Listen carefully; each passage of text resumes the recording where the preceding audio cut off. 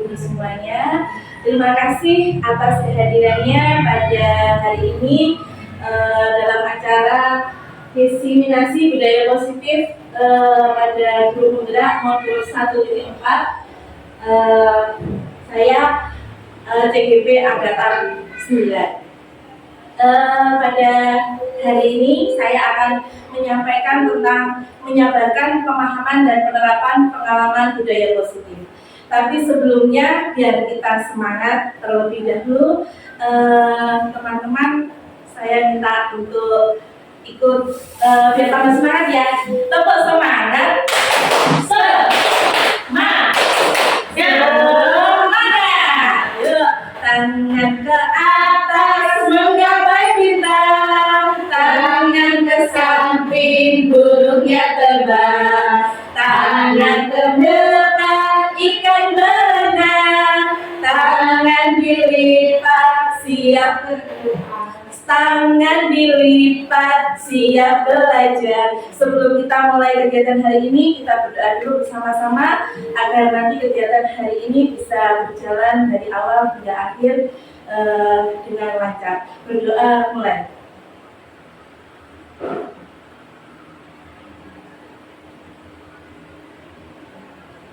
Berdoa selesai. Terima kasih. Sebelum saya mulai masuk ke dalam modul penerapan budaya positif, saya mau mengajak teman-teman untuk bermain game terlebih dahulu. Saya minta giliran untuk berdiri semuanya. Gamenya ini bermain berdua, yang masih satu orang mencari teman. Mencari teman. Kalau sudah berhadapan-hadapan, ya, kita bermain konsentrasi terlebih dahulu. Pagi-pagi biar tambah otaknya tambah fresh. Ya, permainannya namanya genap dan ganjil. Ya, nanti yang di sebelah kiri, berarti sebelah kiri dari sebelah sini. Yang sebelah timur aja. Yang sebelah timur berarti genap, yang sebelah barat berarti ganjil. Ya, nanti tangannya jenengan ditaruh ke depan. Oke. Seperti kayak mau bersalaman. Nah, satu aja. Nah, tapi jangan ditempukkan. Nah, nanti kalau saya menyebutkan angkanya, misalnya saya menyebutkan angka 2 berarti genap. Berarti yang genap berarti yang tangannya menepuk tangannya. Nah, yang ganjil berarti tangannya menghindari, jangan sampai kena foto. Bisa? Siap. Oke. Yang sebelah ganjil sebelah mana? Nah, yang genap sebelah mana? Timur. Yang timur, ya. Siap. Genap angka. Genap ganjil. Ya, ganjil. Yang ganjil mana? Ganjil sebelah barat. Genap sebelah timur. Ya, siap dong. Angka. Tangannya. Nah, angka 5.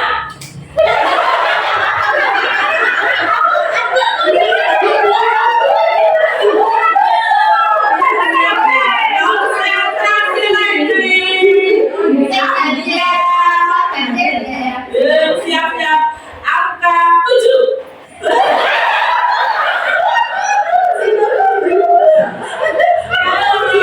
Lagi angka 4.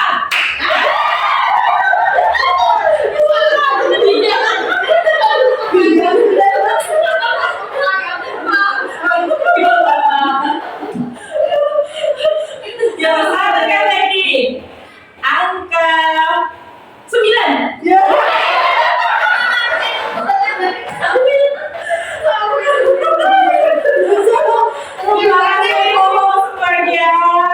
Silahkan duduk kembali.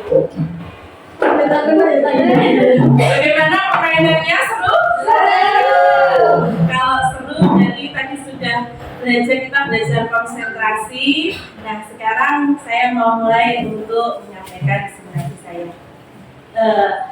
Diseminasi saya hari ini yaitu menyampaikan pemahaman dan penerapan pengalaman budaya positif. Sebelumnya, perkenalkan saya Monika Anukinanti dari TK Dharma Wanita Kaimlor dan sekarang menjadi calon guru penggerak angkatan 9.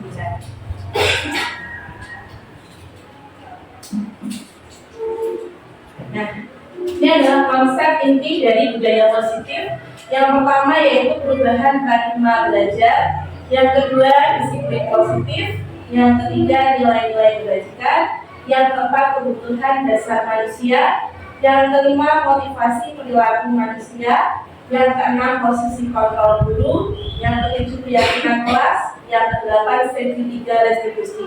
Nah, apa-apa saja konsep inti budaya positif akan kita lihat di slide berikutnya. Nah, yang pertama yaitu pembelajaran dengan paradigma baru. Pembelajaran dengan paradigma baru merupakan pembelajaran yang dirancang berdasarkan prinsip pembelajaran berdiferensiasi sehingga para peserta didik belajar sesuai kebutuhannya berdasarkan tahap perkembangan sesuai teori psikologi modern untuk mewujudkan profil pelajar Pancasila. Nah, apa saja yang termasuk dalam profil pelajar Pancasila yaitu sudah ada di depan, yaitu yang pertama beriman, bertakwa kepada Tuhan Yang Maha Esa dan berakhlak mulia, kemudian berkebinekaan global, kemudian bergotong royong, kreatif, bernalar kritis, dan mandiri.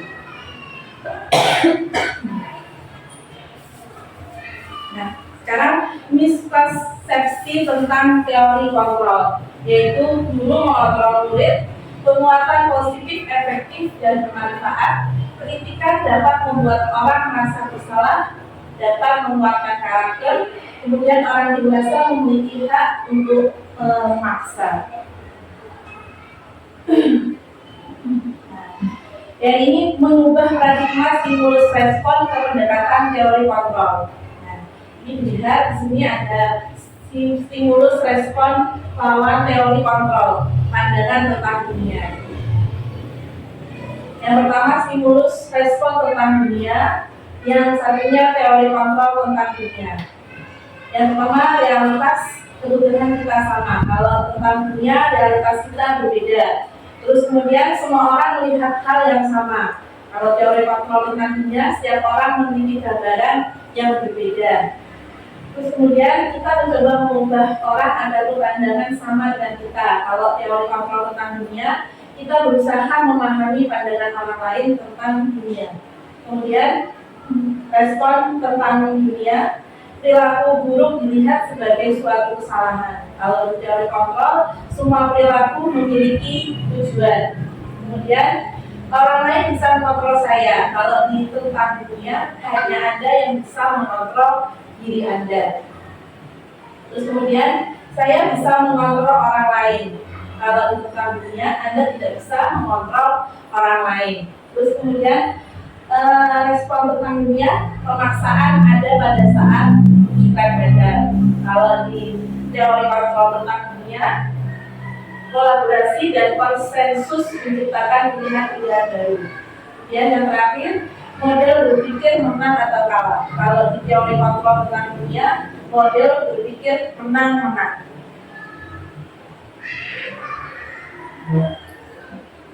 Nah, ini disiplin positif.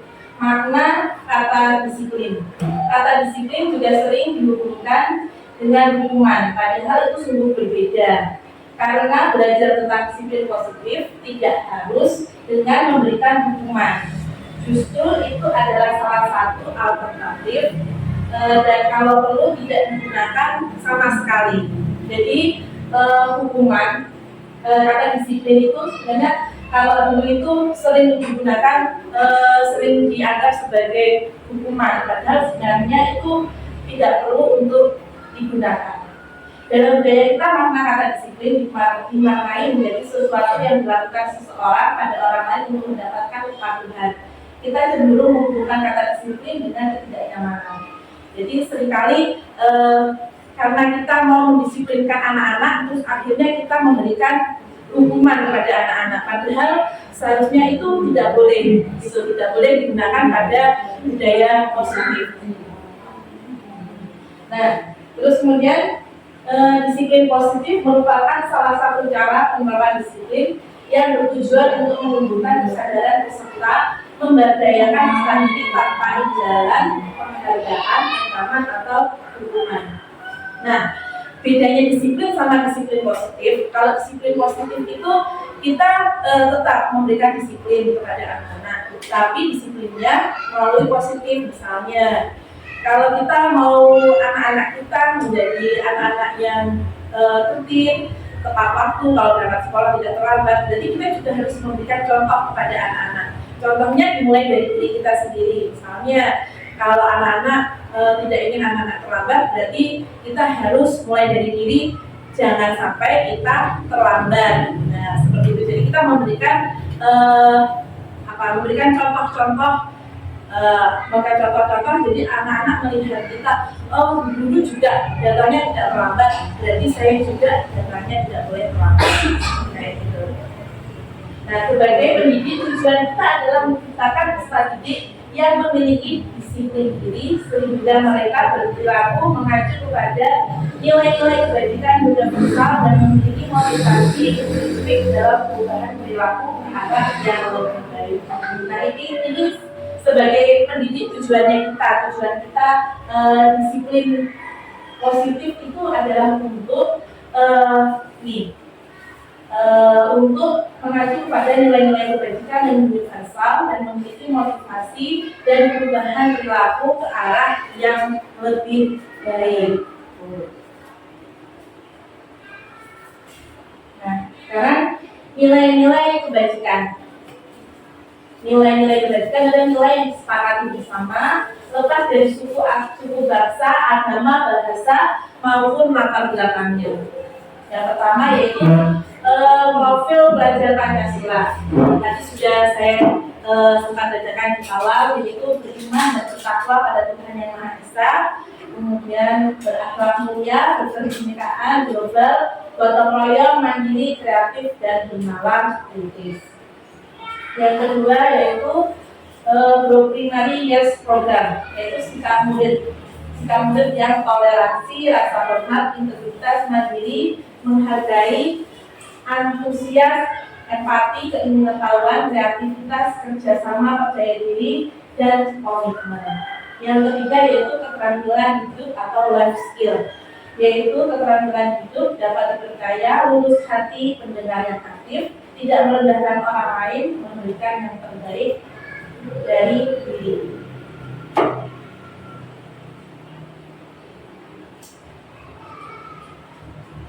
Sekarang yaitu kebutuhan dasar manusia.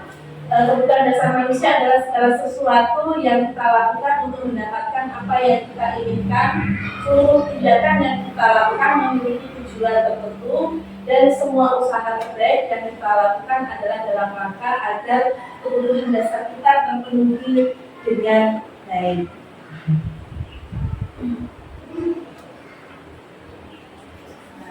Kalau tadi arti dari kebutuhan dasar, sekarang 5 kebutuhan dasar manusia.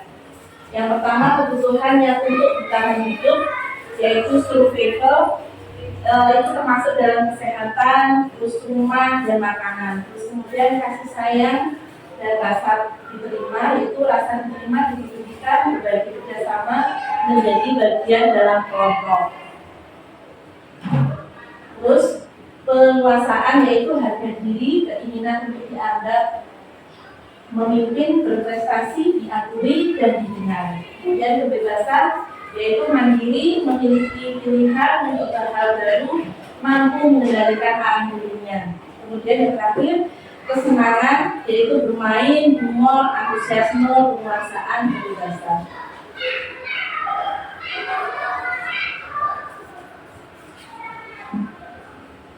Nah, sekarang motivasi perilaku manusia. Motivasi perilaku manusia yaitu yang pertama untuk menghindari ketidaknyamanan lingkungan, yang kedua untuk mendapatkan imbalan atau penghargaan dari orang lain. itu motivasi ekstrinsik.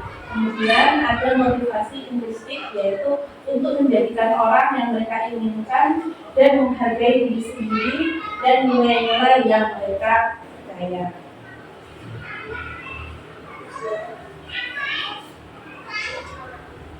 Ini terdapat 5 posisi kontrol guru terhadap siswanya menurut Ian Pearson.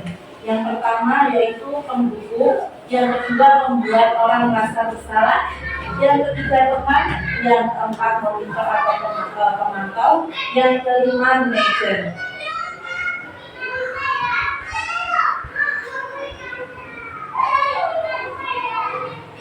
Nah, ini contoh tentang posisi kontrol.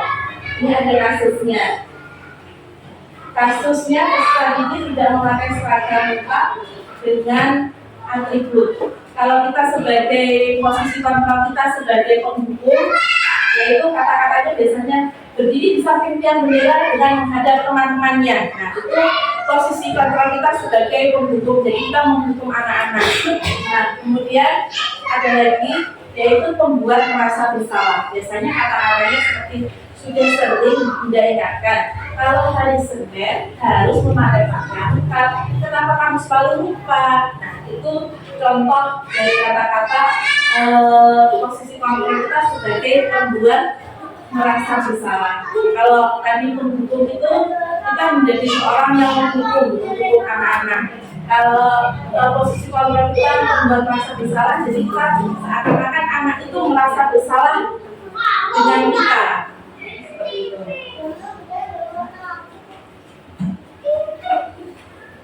Nah, ini kalau posisi kita sebagai teman, ayo anak baik, ikuti aturan sekolah ya, bantu bunda untuk menaati aturan sekolah. Ya sudah, tidak apa-apa. Besok jangan lupa lagi ya, anak hebat, anak jempol. Nah, itu posisi kita sebagai teman. Nah, terus selanjutnya posisi kita sebagai pemantau. Nah, kami sudah melanggar tata tertib sekolah dengan tidak memakai perlengkapan sekolah. Nanti minta ibu untuk membelikan hadiah adiknya. Kalau sudah hilang, jangan sampai lupa lagi ya. Nah, kalau itu sebagai pemantau. Nah, kira-kira dari posisi kontrol tadi, dengan sebagai guru-guru merasa menjadi posisi kontrol sebelah mana? Dan biasanya saya sudah menerapkan posisi kontrol sebagai teman, juga sebagai pemantau. Untuk saat ini itu yang biasa saya lakukan sebagai guru. Ya, tapi tidak sebagai penghukum ya. Tidak ya. Ya, kalau bisa kita menghindari posisi kontrol kita sebagai penghukum, meskipun ya terkadang namanya manusia, kita memang terkadang susah untuk mengontrol emosi ya, tapi tidak apa-apa, kita berusaha untuk menekan emosi kita, jadi kita tidak menjadi seorang guru yang posisi kontrolnya sebagai penghukum.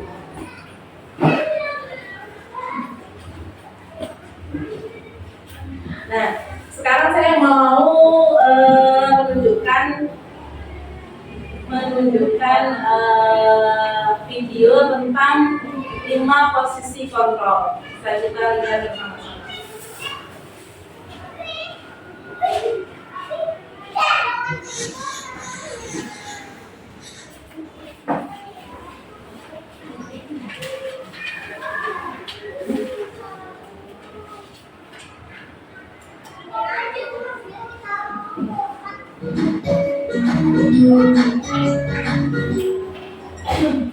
Sama.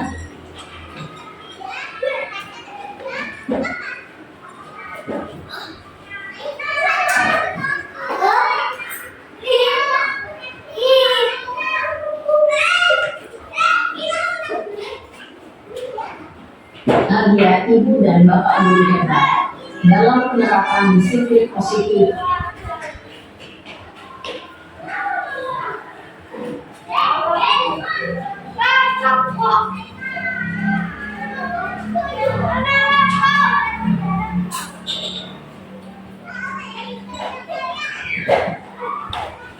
sebentar ya.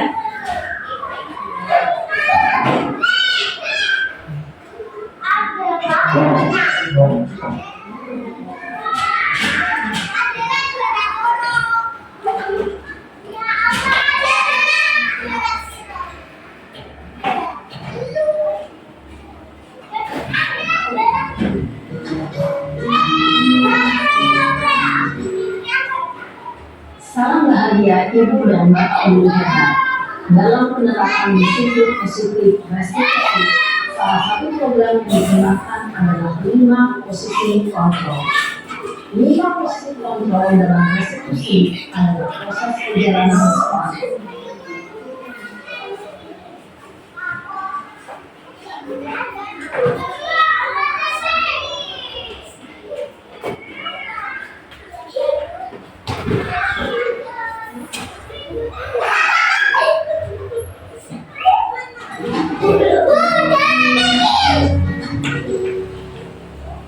Salam bahagia Ibu dan Bapak Guru Hebat. Dalam penerapan disiplin positif restitusi, salah satu program yang digunakan adalah 5 posisi kontrol. 5 posisi kontrol dalam restitusi adalah proses perjalanan seorang anak.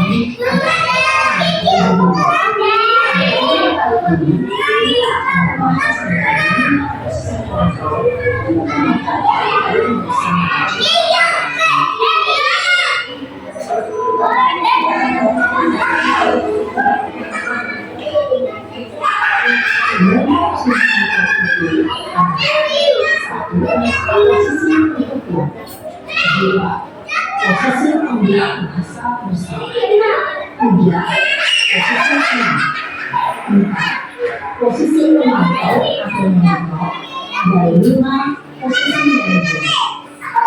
Posisi tersebut, mari kita saksikan kasusnya yang telah sampai 20 menit sekolah dan melihat bagaimana keinginan seseorang dalam masa tersebut.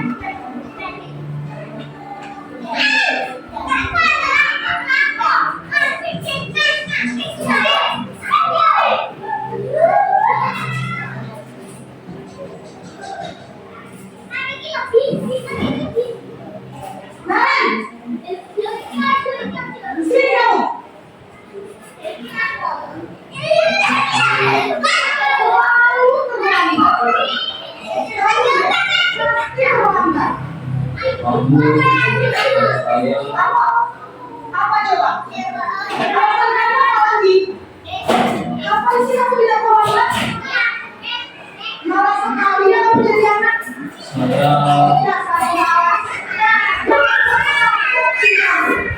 Sudah kamu terlambat. Sana, aku beli 2 kali. Kenapa saya harus ke 18 ya, Bu? Kenapa?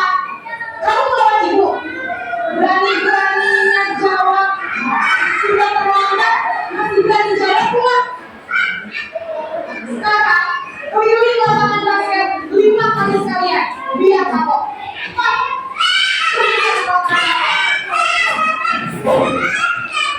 Posisi mengatur biasanya dibacakan dengan nada tinggi, menghadap, menunjuk-nunjuk, menyakiti, dan menyebut. Hukuman bisa berupa fisik maupun psikis. Ibu dan Bapak Guru Hebat, dampak yang terjadi pada murid ketika murid berada pada posisi penghukum adalah murid cenderung akan memberontak, bahkan menimpa dada.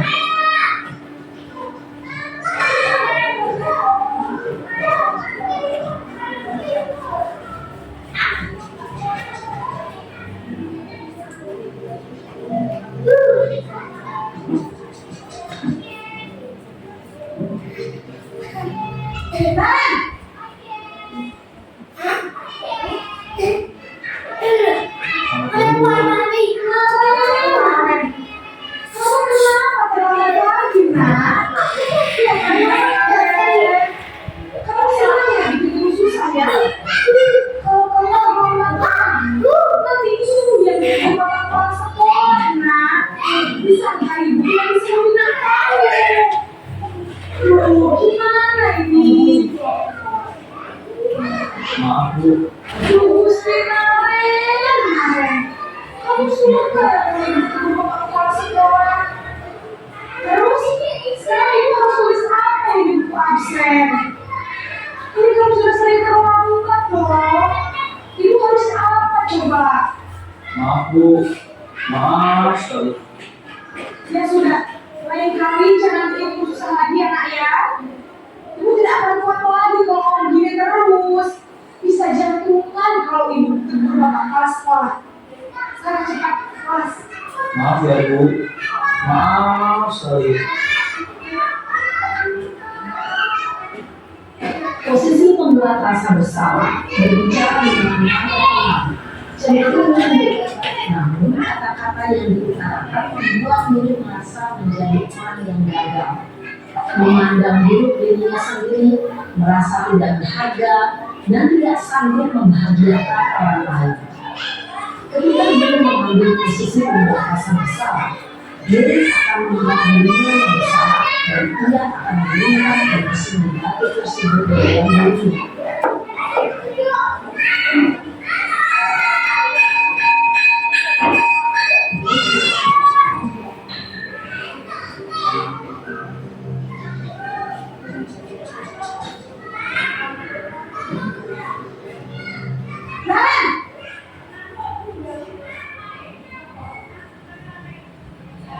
Selamat Ibu. Wah, sudah jam berapa ini nak? Terlambat lagi ya saya. Iya Bu. Habis ibu saya membangunkan saya Bu. Kamu malah menyalahkan ibu kamu. Kamu bukan anak yang larinya paling kencang. Kok terlambat sih? Iya Bu. Saya memang selamat bangun tadi. Jadi biarpun saya lari kencang, tetap gak kekejar Bu. Ya sudah sana. Nanti lain kali larinya lebih kencang lagi ya. Biar gak terlambat lagi. Bikin seneng ibu. Demi ibu. Bisa kan? Bisa Bu. Ya sudah sana masuk kelas. Ibu beresin urusan absen kamu. Kamu ini ada-ada saja.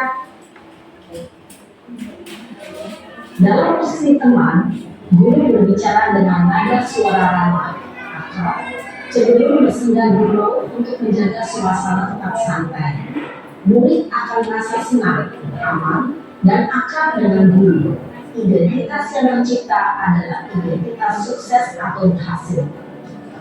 Namun, perlu diingat, karena ini masih dorongan eksternal, maka ada faktor ketergantungan dari murid kepada orang tertentu. Di sini guru absennya, sehingga di lain waktu murid bisa berperilaku baik, namun hanya kepada orang-orang tertentu saja.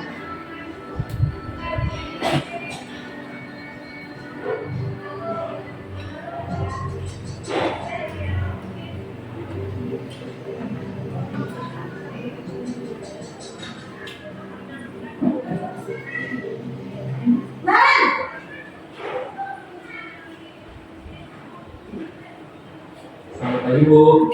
Naren, apa peraturan sekolah kita tentang jam berapa kita harus masuk sekolah, nak? Kita harus di sekolah jam 7 Bu. Iya betul, sekarang sudah jam 7.20. Naren sudah tahu konsekuensinya jika terlambat hadir. Paham Bu. Saya harus tinggal kelas pas jam istirahat selama 20 menit. Iya benar, konsekuensinya demikian. Jadi nanti jam 9.30 pas istirahat, kamu harus tinggal di kelas, kerjakan tugas tambahan untuk ketertinggalan kamu, ya? Baik, Bu. Posisi pemantau mengandalkan penghitungan atau data untuk mengontrol murid. Guru mengarahkan murid berdasarkan peraturan dan konsekuensi. Seorang pemantau menunjukkan bahasa tubuh dan ekspresi wajah yang datar dan cenderung formal.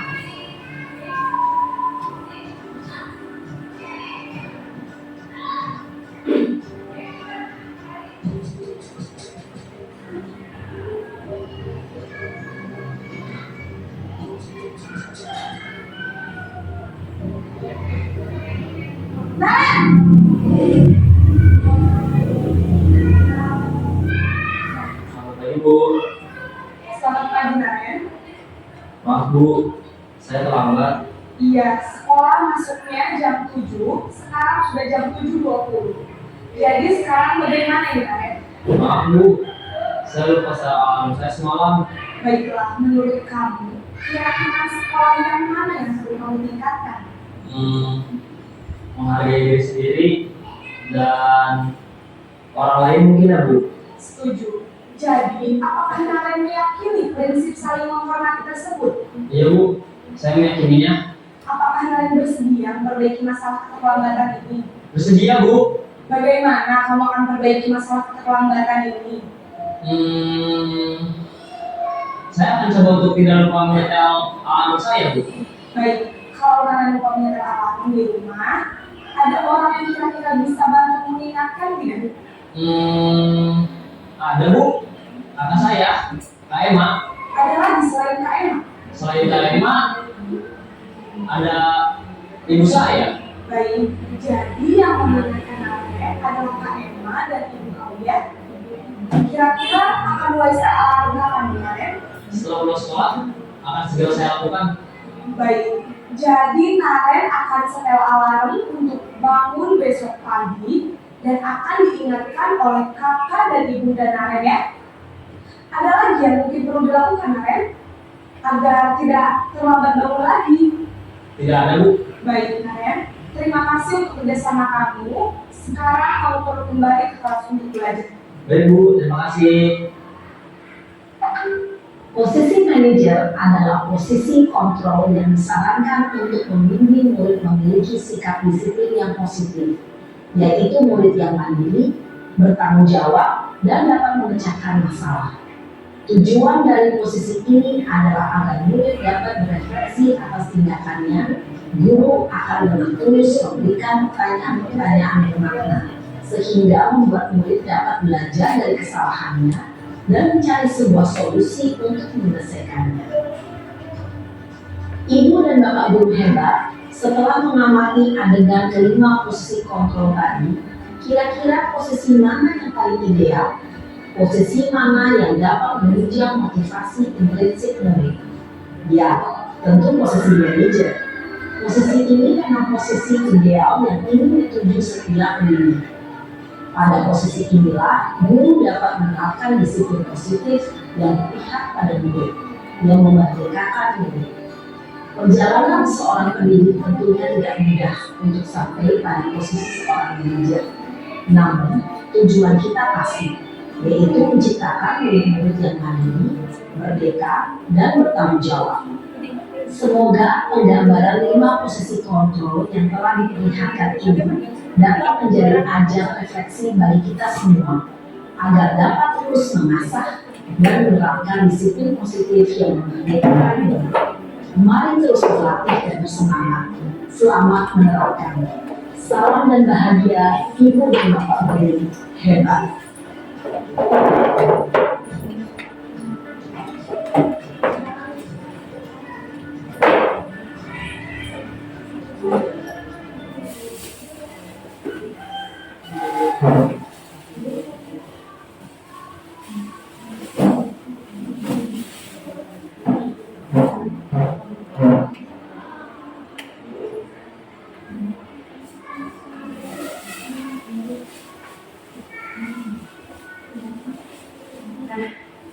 Yang tadi adalah video tentang 5 posisi kontrol kita sebagai guru. Tadi sudah ditunjukkan melalui video tentang seorang siswa yang terlambat datang ke sekolah. Tadi sudah dijelaskan juga tentang bagaimana posisi kontrol kita sebagai guru. Tadi sudah dijelaskan juga posisi yang terbaik dalam guru, posisi kontrol guru adalah sebagai manajer. Jadi kita tidak boleh ketika ada anak yang terlambat kita langsung menjudge anak itu datangnya terlambat, terus kemudian kita langsung memberikan hukuman. Terus, nah seperti itu posisi kontrol yang lebih baik tidak digunakan. Jadi lebih baik kita menggunakan posisi kontrol kita sebagai manajer. Jadi kita menanyakan terlebih dahulu kenapa, alasannya kenapa. terus kemudian kita membantu mencarikan solusi dari kesalahan anak tadi tersebut. Kita mencarikan bagaimana solusi yang terbaik, jadi anak-anak tidak merasa bersalah juga, terus kemudian bisa memperbaiki dirinya lagi. Jadi budaya positif ke anak juga dapat diterapkan.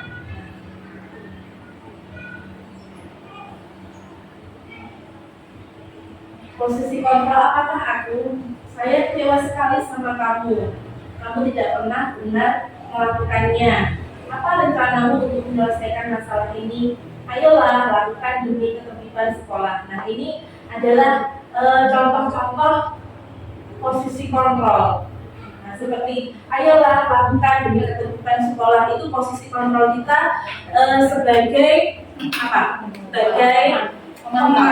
Sebagai teman. Jadi kita seakan-akan ngomong sama muridnya itu ayolah, jadi kayak seakan-akan kita menjadi temannya gitu.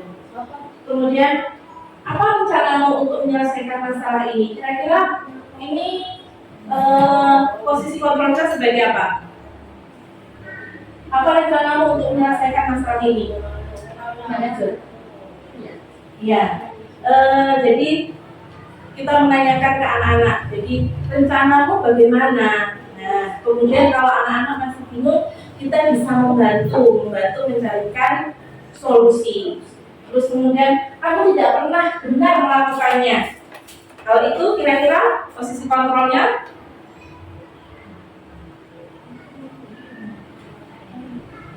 sebagai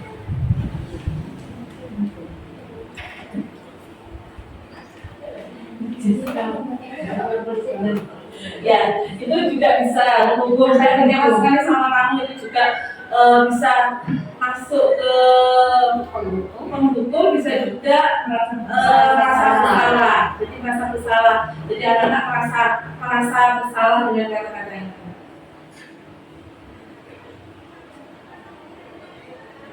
Nah, untuk selanjutnya yaitu keyakinan kelas. Nah, mengapa keyakinan kelas bukan peraturan kelas? Di dalam kelas itu kita ada keyakinan sebelum kita mulai, mungkin dari awal tahun ajaran, ketika kita masuk bersama anak-anak, mungkin kalau di SD atau mungkin SMP dan jenjang berikutnya, mungkin anak-anak karena sudah bisa menulis, jadi bisa untuk langsung menanyakan langsung kepada anak-anak tentang keyakinan kelas. Tapi kalau mungkin kalau di jenjang seperti saya di TK, pembentukan keyakinan kelas itu biasanya dibantu oleh orang tua pada saat awal tahun ajaran baru. Nah, pembentukan keyakinan kelas itu biasanya bersifat lebih abstrak daripada peraturan yang lebih rinci dan nyata. Terus kemudian pernyataannya universal. Terus pernyataan keyakinan kelas selalu dibuat dalam bentuk positif, ya. Jadi tidak ada hukuman seperti itu, tidak ada. Terus kemudian dibuat sedikit dan mudah diingat. Kemudian sesuai dengan kondisi kelas dan sekolah. Seperti tadi yang sudah saya jelaskan, sesuai dengan kondisi kelas dan sekolah, yaitu tergantung dari jenjang sekolah, jenjang anak-anak. Kalau di SD, SMP, SMA, anak-anak sudah bisa menulis sendiri, sudah mengerti, jadi cuma guru menjelaskan, kemudian anak-anak bisa menulis langsung di sticky note, terus kemudian dari situ tadi bisa langsung ditempelkan di depan kelas, jadi bisa langsung sudah mempunyai keyakinan kelas. Tapi kalau di jenjang TK itu kita agak berbeda. Tetap sama kita menulis di sticky note, tapi dibantu oleh wali murid. Kemudian melibatkan semua warga kelas sekolah dalam pembuatan keyakinan kelas. Nah, seperti yang saya jelaskan tadi, melibatkan semua warga kelas atau sekolah. Jadi kalau di jenjang TK kita melibatkan orang tua dalam pembuatan keyakinan kelas. Kemudian meninjau kembali keyakinan kelas dari waktu ke waktu. Jadi setelah kita buat keyakinan kelas, kita tinjau apakah ini masih layak digunakan. Misalnya sudah dari awal pada ajaran baru, kemudian di tengah-tengah kita lihat apakah ini masih perlu diterapkan atau tidak, jadi kita tinjau ulang.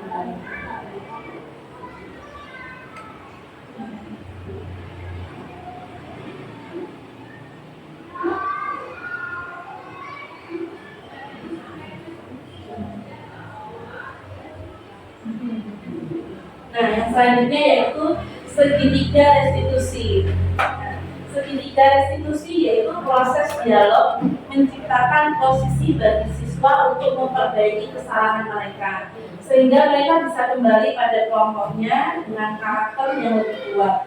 Restitusi dapat membantu siswa menjadi lebih mempunyai tujuan, disiplin positif, dan memulihkan dirinya ketika berbuat kesalahan.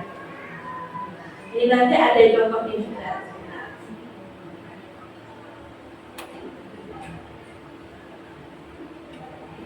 Sebelum nanti saya memutarkan videonya, saya jelaskan dulu. Kemudian ada menstabilkan identitas. Berdasarkan prinsip membuat kesalahan adalah bagian dari proses pembelajaran. Berbuat salah itu tidak apa-apa, tidak ada manusia yang sempurna. Kita bisa menyelesaikannya. Bunda tidak tertarik untuk mencari siapa yang salah, tapi Bunda ingin mencari solusi dari permasalahan ini. Ini dalam proses menstabilkan identitas dari segitiga restitusi.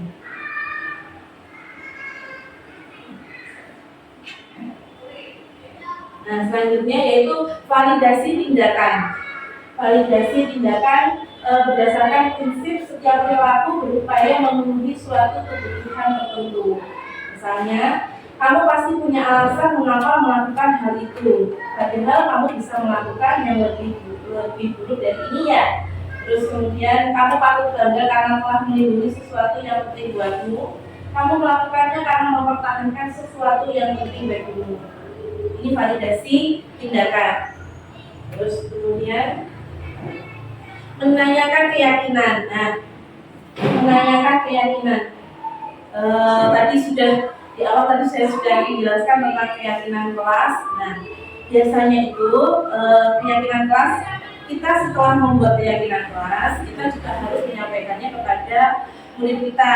Tadi kan kita membuatnya untuk kita itu bersama-sama dengan orang tua wali murid. Kemudian setelah kita membuat keyakinan kelas, kemudian kita harus juga menyampaikan ke anak murid kita apa keyakinan kelas kita. Jadi anak-anak juga tahu keyakinan kelas kita itu apa. Nah, terus kemudian nilai-nilai apa yang kita sepakati bersama. Nah, contoh penerapannya ada ini. Iya, Mbak ini sudah maaf. Sudah. Tanya dulu ya. Oke. Tapi maaf nih, apa ya?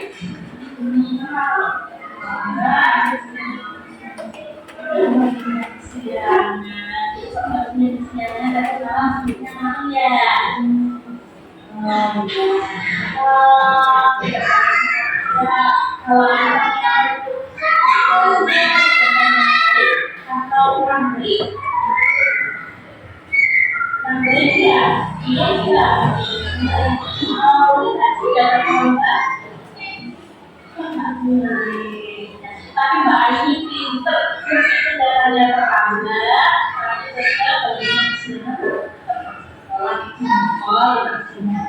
ya.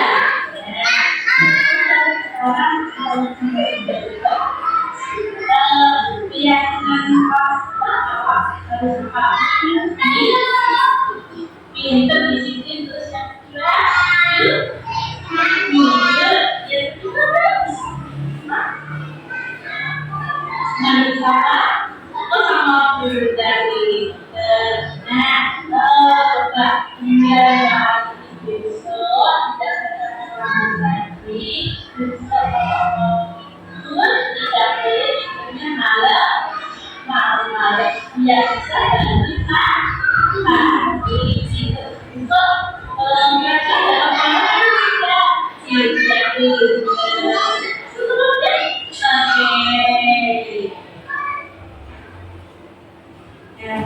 itu tadi contoh dari penerapan segitiga restitusi ya. Ini contohnya anaknya datangnya terlambat. Nah, anak datang terlambat. Nah, kita mencoba menggunakan segitiga restitusi, yaitu yang pertama tadi.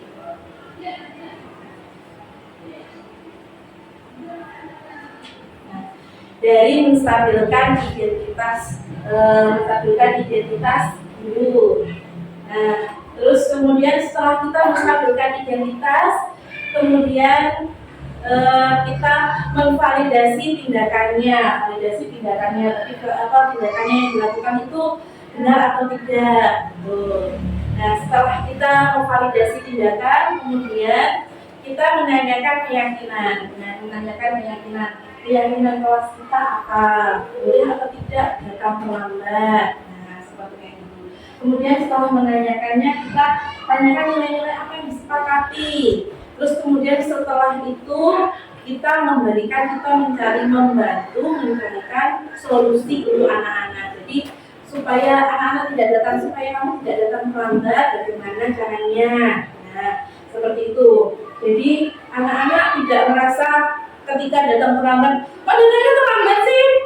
Ini kan sudah siang. Nah, kita tidak boleh seperti itu ya. Kembali lagi ke 5 posisi kontrol kita, yaitu sebagai manajer, bukan sebagai penghukum, bukan sebagai buat merasa bersalah, tapi kita sebagai manajer, yaitu kita mencari tahu terlebih dahulu, kemudian memberikan solusi-solusi untuk anak-anak. Nah, jadi budaya positif yang anak-anak dapatkan nanti bisa. Kita hampir sampai di bagian penutup. Penutup dalam penerapan program disiplin positif, hendaknya guru memiliki standar kepribadian profesional dan sosial yang baik, di mana guru mampu merefleksi dirinya dalam posisi kontrol saat ini. Bagaimana perjalanan dirinya sebagai among atau manajer yang menuntun murid-muridnya menjadi insan yang mandiri, merdeka, dan bertanggung jawab. Nah, mungkin dari kegiatan dari awal sampai akhir ini mungkin ada yang mau bertanya, saya persilahkan. Ya.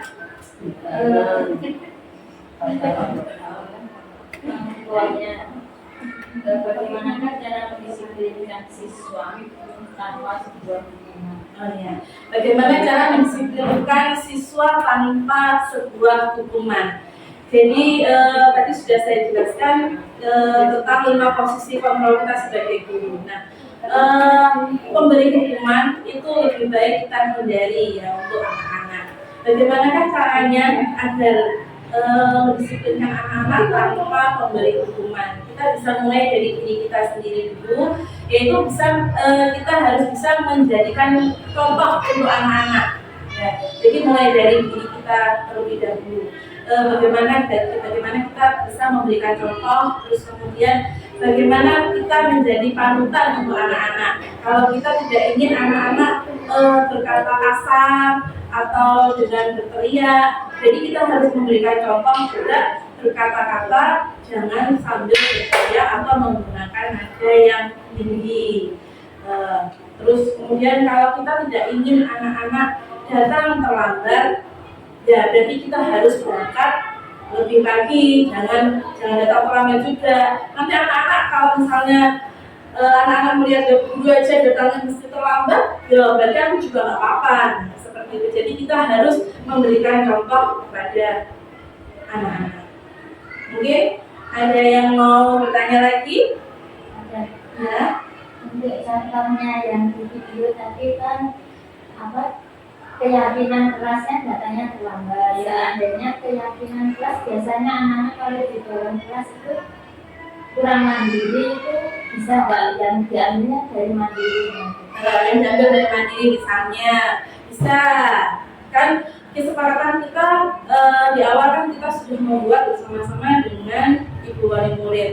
Nah, berarti kalau kita sudah membuat kesepakatan keyakinan kelas, kita sudah membuat keyakinan kelas tentang mandiri, nah berarti orang tua wali murid juga harus mengerti, harus memahami tentang keyakinan kelas yang sudah dibuat, karena itu tidak hanya keyakinan yang dibuat oleh satu pihak saja dari guru, tapi juga wali murid sebagai wakil dari anak-anaknya. Nah, Berarti orang tua wali murid juga harus paham tentang keyakinan kelas tersebut. Nah, kalau mandiri berarti orang tua berarti kalau bisa orang tua itu tidak misalnya saja ini di luar kegiatan yang kita ikut orang tua di dalamnya. Ya, ini berarti misalnya orang tua yang tidak ikut pada saat kegiatan bukan kegiatan yang bersama dengan wali murid, berarti wali murid dianjurkan untuk tidak ikut di dalam kelas. Kecuali kalau misalnya kita pada saat kegiatan atau pembelajaran yang mengajak dengan orang tua wali murid, nah itu berarti wali murid bisa ikut membantu. Mungkin ada yang ditanyakan lagi.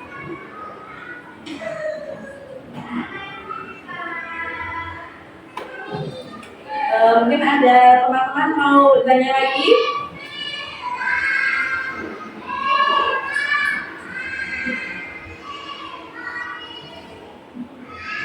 Tidak ada yang bertanya? Kalau tidak ada yang bertanya, sebelum saya menutup kegiatan hari ini, mungkin kelihatannya kok tampaknya jenengan kok lelah lebih lesu gitu. Aduh, apa terlalu berat kah? Tentunya tidak, karena dari budaya positif ini kita bisa menjadikan anak-anak kita, murid-murid kita yang terintegrasi tentang profil pelajar Pancasila tentunya. Ya. Nah, biar semangat kita gerak dulu bersama-sama yuk. Saya mau mencari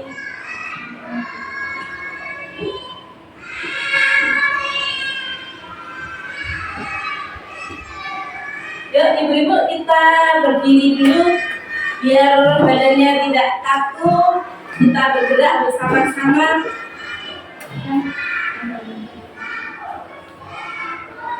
Ya, bisa bergerak ke depan.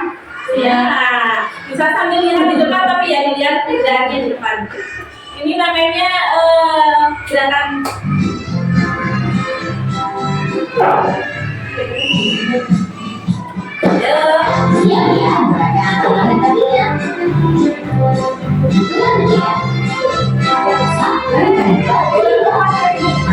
Kanan tangan kiri mempunyai jari, diletakkan direktorkan bukan bergelangan. Tunjukkan diletakkan air untuk tangan, tangan semua, kaki kedua ke atas tangan kita.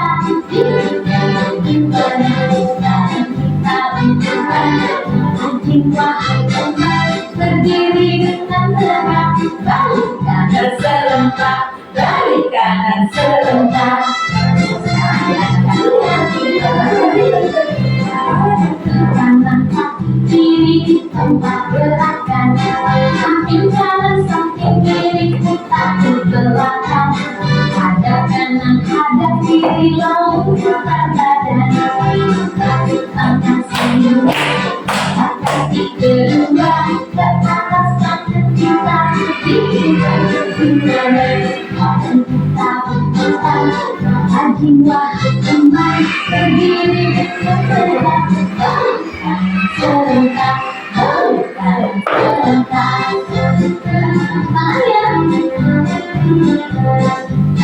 tangan kiri, tangan kiri mempunyai jari, diletakkan direkatkan putar bergelangan. Depan dilenturkan ayo tepuk tangan, tepuk tangan semua, kaki kedua ke atas tangan kita. Jiwanya badan kita bergerak, jiwa teman berdiri dengan tegak, balik kanan serentak, balik kanan serentak.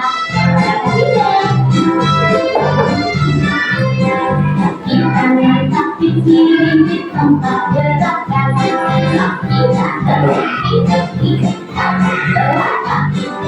Kanan kiri ayo putar badan, tepuk tangan semua, kaki kedua ke atas tangan kita. Jiwanya badan kita berputar, jiwa teman berdiri.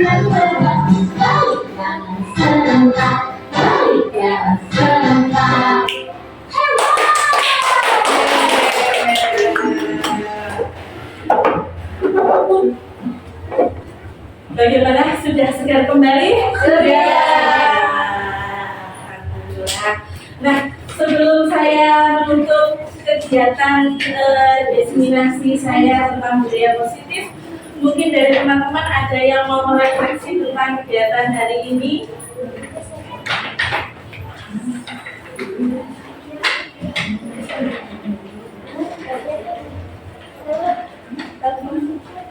Mungkin ada yang mau merefleksi kegiatan hari ini?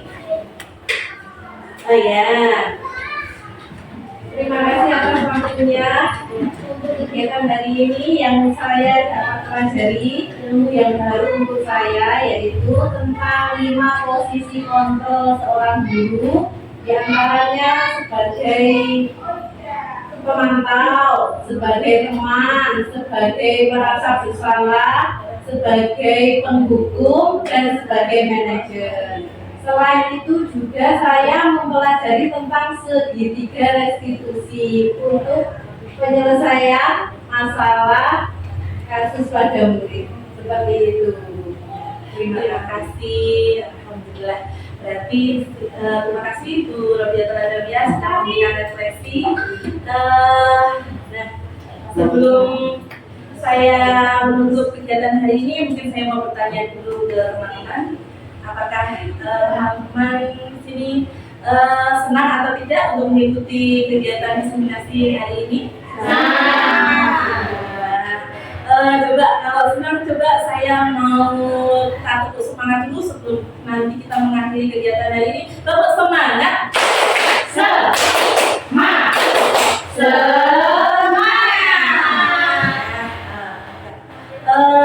Mungkin saya merefleksi sedikit tentang kegiatan diseminasi hari ini, yaitu tentang sebagai guru kita mempunyai 5 posisi kontrol, dan yang sebaiknya yang kita gunakan adalah posisi kontrol kita sebagai seorang manajer. Terus kemudian tentang segitiga restitusi, yaitu untuk membantu kita dalam mengatasi permasalahan dengan murid-murid kita, ya.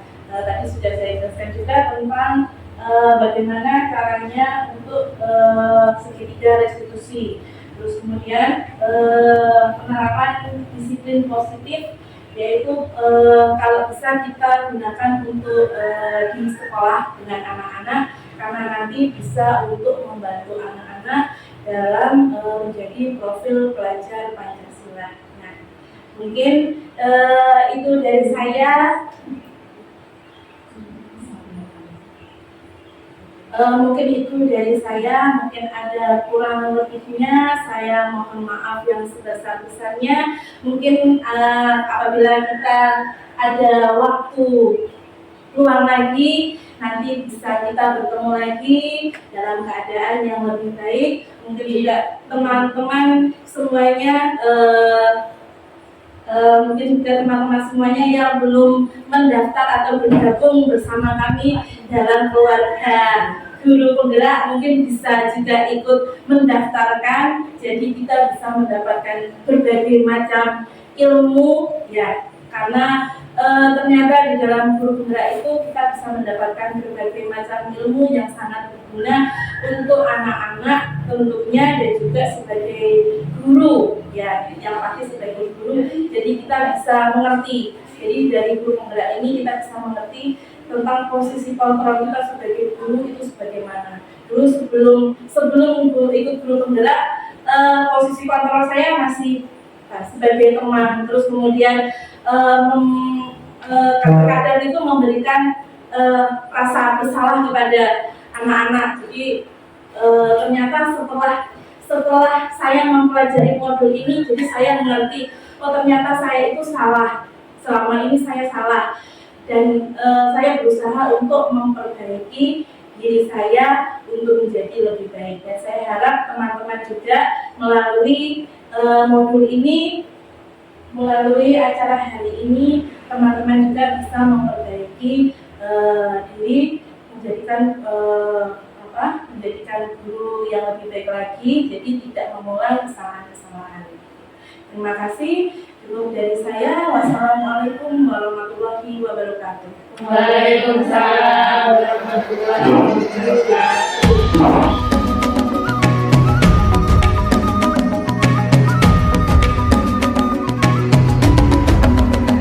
Bangun dan buka